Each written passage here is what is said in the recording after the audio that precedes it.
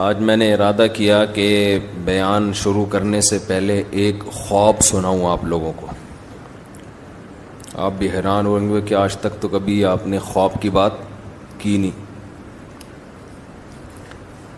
ہمارے جو مؤذن صاحب قاری رشید، اللہ ان کی مغفرت فرمائے، ان کے درجات کو بلند فرمائے، 40 سال سے زیادہ اس مسجد کی انہوں نے خدمت کی. تو میں جب اس مسجد میں تقریباً 15-16 سال پہلے آیا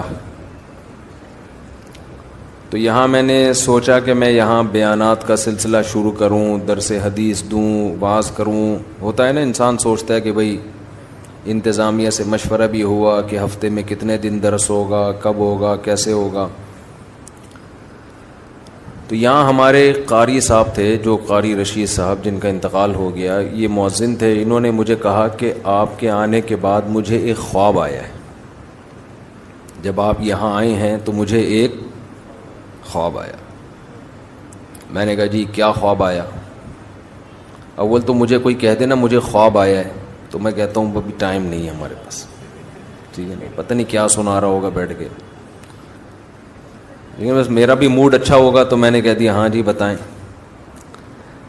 کہنے لگے میں نے خواب میں دیکھا کہ میں اور آپ، یعنی وہ اور میں، کہیں جنگل میں جا رہے ہیں، کہیں سفر پہ.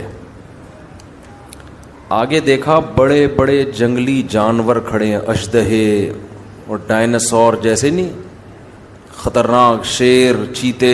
انہوں نے ہمارا راستہ روکا ہوا ہے، ہمیں آگے جانے نہیں دے رہے. کہہ رہے ہیں میں اور آپ کھڑے ہو گئے کہ اب کیا کریں، تو راستہ ہی بند ہے. اتنے بڑے بڑے اشدہے منہ پھاڑ کے کھڑے ہوئے.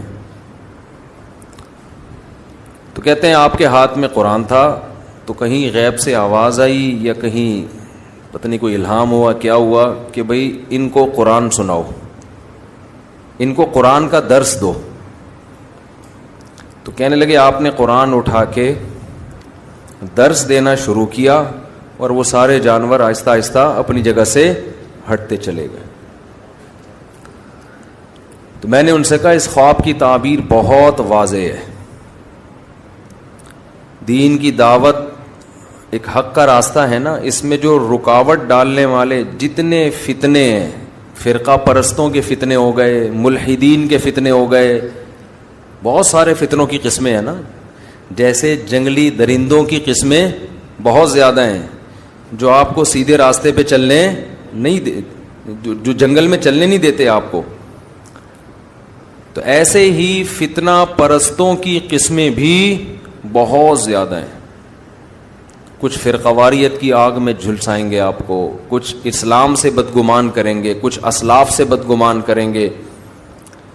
تو اس خواب میں نے کہا اشارہ ہے کہ سب کا ایک ہی حل ہے کہ ان کو کس پہ لگا دو، قرآن پہ. تو اس سے آہستہ آہستہ یہ سارے خود بخود ختم ہونا شروع ہو جائیں گے. تو اس لیے میں نے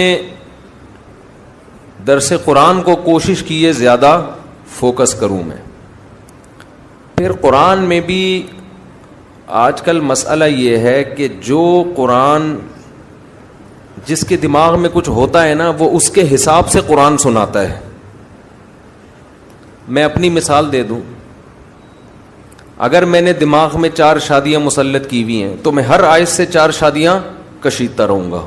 ٹھیک ہے نا، یہ ہوتا ہے بعض خطیبوں کے ساتھ، ہر چیز ادھر ہی اٹھا کے فٹ کریں گے. میں نہیں کرتا ایسا، لیکن ہو سکتا ہے، یہ نفسیات بن جاتی ہے انسان کی. بعض لوگ جو جہاد کے قائل ہیں، ہونا چاہیے انسان کو، وہ ہر آیت سے جہاد جس کا جہاد سے کوئی تعلق بھی نہیں ہے اس سے بھی کیا نکالا جا رہا ہے، وہ پورے قرآن میں الحمد سے لے کے والناس تک ان کا قرآن گھومتا ہے جہاد کے گرد. یہ بھی غلو ہے بھائی. جتنا جو چیز ہے اس کو اتنا بیان کیا جائے، جس کو جتنا رکھا گیا ہے نا. کوئی اس کو پورا تبلیغ پر، کوئی پورا سیاست پر، کوئی خلافت پر. اب تو سیاسی جماعتیں ایک دوسرے پہ فتویٰ لگانے میں بھی قرآن کا سہارا. آپ کا آدمی جب وہ غلطی کرے اس پہ قرآن کی آیتیں فٹ نہیں کرتے. جیسے ہی مخالف پارٹی نے وہ غلطی کی، قرآن پڑھ کے سنانا. فرقہ پرست بھی یہ کام کرتے ہیں. آپ کی مخالف رائے پہ کوئی عالم چلا گیا تو فوراً یہودیوں کے علماء والی جو آیتیں ہیں وہ اپنے مخالفین علماء پہ فٹ کرنا شروع کر دیں کہ یہود و نصارہ کے مولوی یہی کرتے تھے، آج یہ مولوی بھی. تو ہر آدمی کوشش کرتا ہے اپنی جو ایک جس کو کہتے ہیں نا فرسٹریشن، جو ایک ٹھڑک ہوتی ہے، وہ ٹھڑک کس طریقے سے پوری کر رہا ہوتا ہے. لیبل کس کا لگ رہا ہوتا ہے؟ قرآن کا.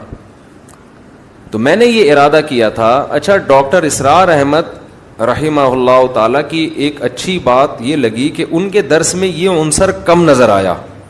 میں یہ نہیں دعویٰ کرتا کہ بالکل بھی نہیں تھا، ان کے بھی اپنے کچھ نظریات تھے جو وہ درس میں لاتے رہتے تھے، لیکن اتنی بات ہے کہ انہوں نے قرآن کے وہ مضامین جو قرآن نے بہت اہتمام سے بیان کیے، ان مضامین کو انہوں نے بہت زیادہ ہائی لائٹ کیا ہے. تو بہرحال میں نے اور بھی علماء ہیں، لیکن ہمارے علماء کا مسئلہ یہ ہے کہ وہ میڈیا پہ نہیں ہیں. ان کے درس اپنی مسجدوں کے اندر محدود ہیں. حضرت مولانا سرفراز خان صفدر صاحب رحمہ اللہ تعالی گجرانوالہ کے بہت بڑے عالم نہیں، علامے تھے. وہ اتنے بڑے عالم کہ آپ ان کی کتابیں پڑھو آدمی حیران ہو جاتا ہے کہ کیسا علم اللہ نے اور تحقیق کیسی دی تھی ان کو.